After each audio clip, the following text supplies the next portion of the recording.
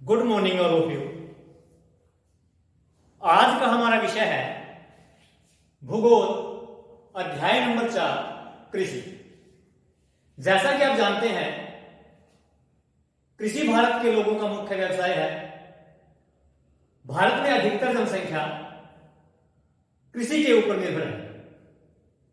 भारत में 2/3 जनसंख्या कृषि और उससे संबंधित कार्यों में लगी हुई है। कृषि एक प्राथमिक क्रिया है और यह उद्योगों के लिए कच्चा माल उपलब्ध करवाती है। जैसे चीनी उद्योग में गन्ना कृषि क्षेत्र से जाता है और चीनी उद्योग के लिए वो कच्चा माल है। ऐसे ही सूती कपड़ा उद्योग में कपास एक कृषि उत्पाद है और जो सूती कपड़ा उद्योग है वो उसके ऊपर निर्भर है। अब आते हैं कृषि के प्रकार। भारत में अनेक प्रकार की जो कृषि है वो की जाती है। तो पहला प्रकार है प्रारंभिक जीविका निर्वाह कृषि। जैसा कि नाम से ही स्पष्ट है, प्रारंभिक मतलब शुरू में, जीविका मतलब जीवन यापन करने के लिए, निर्वाह मतलब गुजारने के लिए जो कृषि की जाती थी उसको प्रारंभिक जीविका निर्वाह कृषि कहा जाता है। यह जो कृषि है इसकी विशेषताएं क्या है?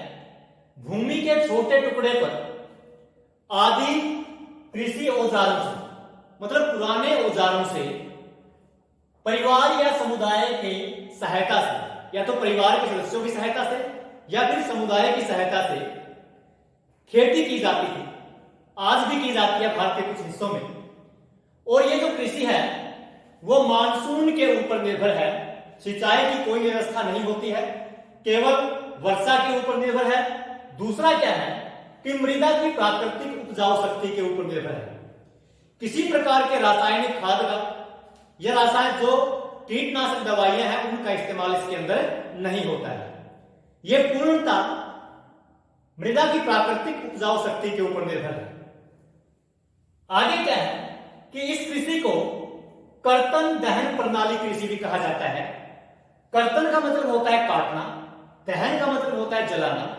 मतलब जंगलों के किसी भाग को काट करके और उनको जला करके कृषि के लिए जो भूमि है वो तैयार की जाती है, साफ की जाती है और उसके ऊपर क्या है, कृषि की जाती है। कुछ समय के बाद जब उस कृषि की जब उस भूमि की उपजाऊ शक्ति खत्म हो जाती है तो फिर ऐसे ही दूसरी जगह पर जाकर के वहां से वनों को साफ करके और वहां पर उनको जला करके फिर एक नई भूमि है वो तैयार की जाती है कृषि के लिए। तो ऐसे स्थान बदल बदल कर की जाने वाली जो कृषि है इसको स्थानांतरित कृषि भी कहा जाता है। यह जो कृषि है मुख्य रूप से भारत के कुछ हिस्सों में इसको अलग अलग नाम से जाना जाता है। जैसे असम, मेघालय, मिजोरम और नागालैंड में इसको झूम कृषि के नाम से जाना जाता है। मणिपुर में इसको पांगलू, छत्तीसगढ़, अंडमान निकोबार में इसको दीपा, मध्य प्रदेश में बेबर, आंध्र प्रदेश में इसको पोडू। ऐसे ही विश्व के अलग अलग देशों में इसको अलग अलग नामों से जाना जाता है। मैक्सिको और मध्य अमेरिका में मिल्पा, वेनेजुएला में कोनुको, ब्राजील में रोका, मध्य अफ्रीका में मसोले, इंडोनेशिया में लद्दाख, वियतनाम में इसको रे नाम से जाना जाता है। यह हमारा कृषि का पहला प्रकार। अब आता है कृषि का दूसरा प्रकार कौन सा है? वह है गहन जीविका निर्वाह कृषि। गहन जीविका निर्वाह कृषि यह क्या है? कृषि का दूसरा प्रकार है। इसमें क्या होता है कि यह कृषि ऐसे क्षेत्रों में की जाती है जहां पर भूमि के ऊपर जनसंख्या का दबाव बहुत ज्यादा होता है।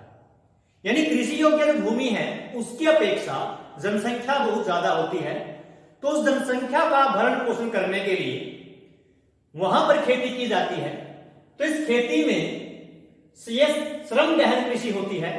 मतलब अत्यधिक मात्रा में इस खेती को करने के लिए श्रम की आवश्यकता पड़ती है, मजदूरों की आवश्यकता पड़ती है, क्योंकि इस खेती में अधिकतर जो काम है वो हाथ के द्वारा किया जाता है।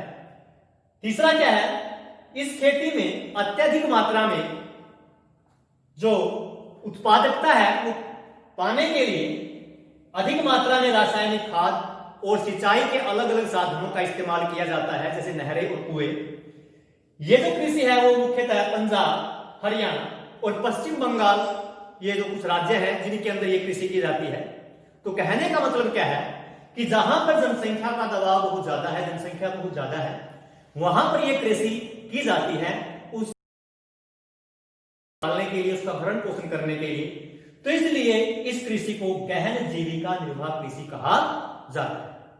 तो अगले वीडियो में हम कृषि के दूसरे प्रकारों के बारे में पढ़ेंगे कि कृषि के और दूसरे प्रकार कौन कौन से हैं और भारत के किन किन राज्यों में वो कृषि की जाती है। इसमें बस इतना ही। Thank you.